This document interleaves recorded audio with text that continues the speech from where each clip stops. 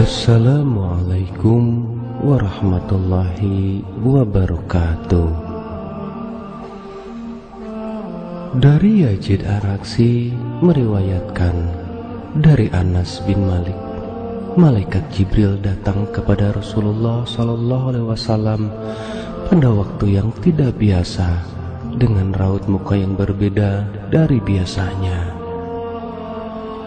Rasulullah SAW pun bertanya, "Wahai Jibril, kenapa aku melihat raut mukamu berbeda?"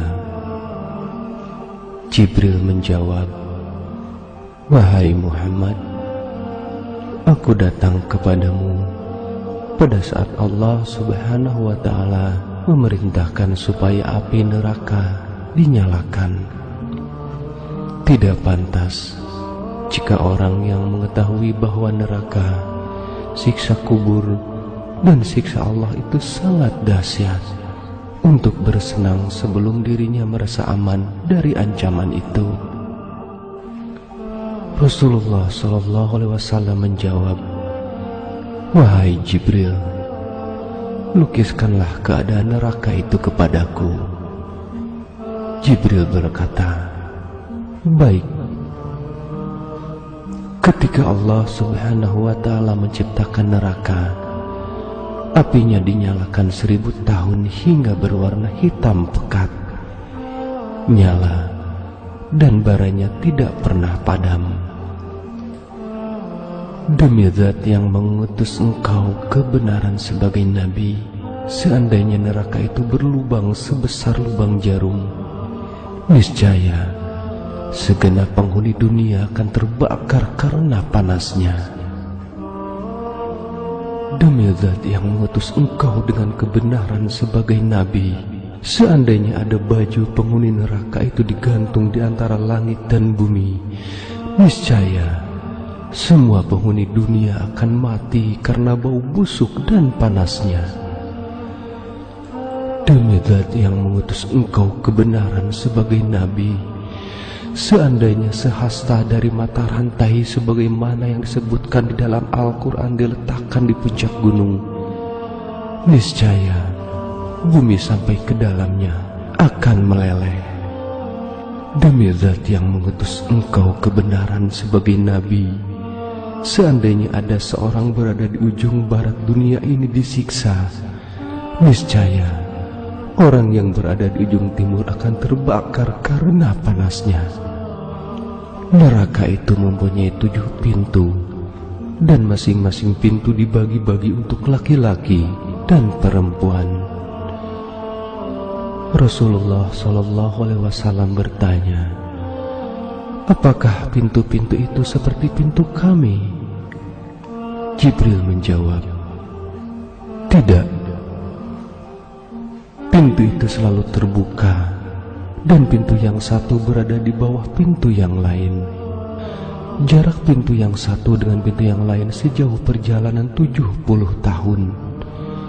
Pintu yang di bawahnya lebih panas 70 kali lipat dari pintu yang di atasnya. Musuh-musuh Allah Subhanahu wa Ta'ala diseret ke sana, dan jika mereka sampai di pintu itu, malaikat Zabaniyah menyambut mereka dengan membawa rantai dan belenggu.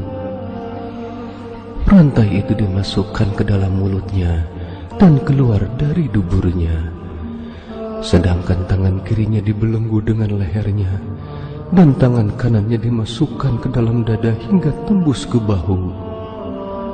Setiap orang yang durhaka itu dirantai bersama setan dalam belenggu yang sama.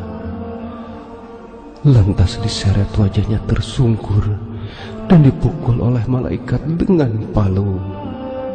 Setiap mereka hendak keluar dari neraka lantaran kesengsaraan mereka, niscaya mereka dikembalikan ke dalam neraka."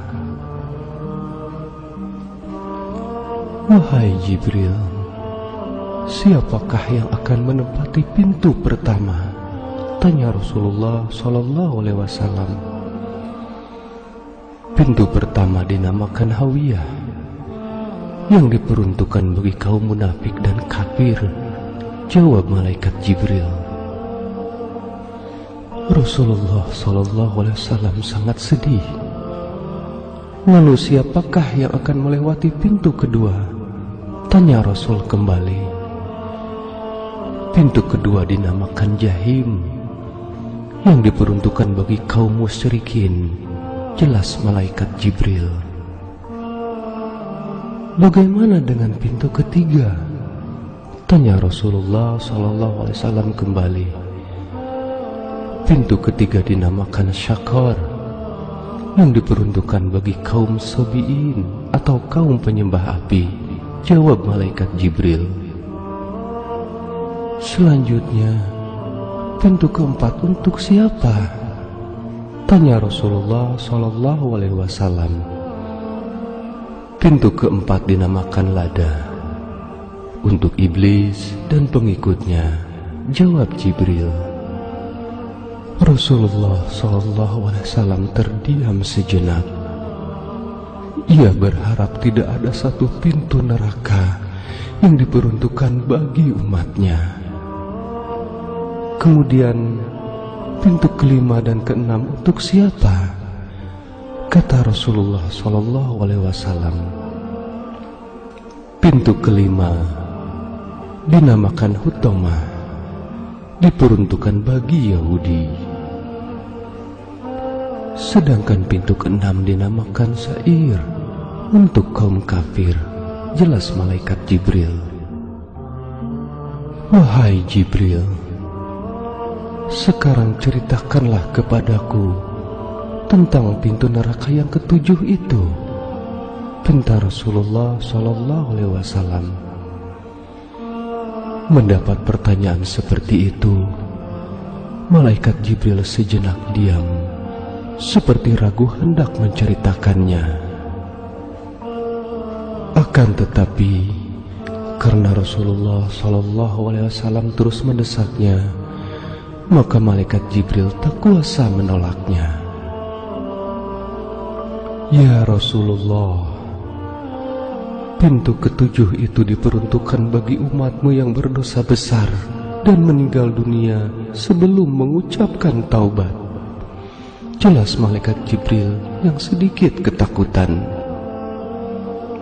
Begitu mendengar penjelasan yang terakhir ini, Rasulullah SAW langsung pingsan seketika itu juga. Beliau tak menyangka bahwa umatnya pun disediakan tempat di neraka. Setelah sadar dari pingsannya, Rasulullah SAW masih tampak sedih sekali. Beliau tidak dapat menahan air matanya yang mengalir deras. Sungguh Nabi dan Rasul yang sangat peduli terhadap umatnya, bahkan setelah sepeninggalnya. Semoga kita mendapat syafaat dari Rasulullah SAW ini. Amin. Wahai Jibril, aku sangat sedih sekali mendengar penjelasanmu. Apakah ada umatku nanti yang akan masuk ke pintu ketujuh itu? Tanya Rasulullah SAW dengan kesedihan yang mendalam. Dan ternyata malaikat Jibril mengangguk, yang berarti memang ada dari umat Nabi Muhammad yang masuk ke neraka melalui pintu ketujuh. Namun, hanya umat Nabi Muhammad SAW yang melakukan dosa besar dan mati sebelum bertobat saja yang akan melewati pintu ketujuh itu. Selama beberapa hari setelah kedatangan malaikat Jibril itu, Rasulullah SAW tidak berbicara dengan orang lain.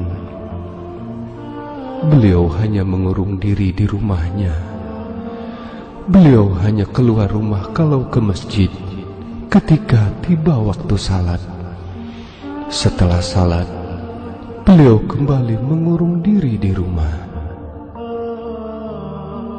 Para sahabat yang melihatnya pun juga turut sedih dan meneteskan air mata.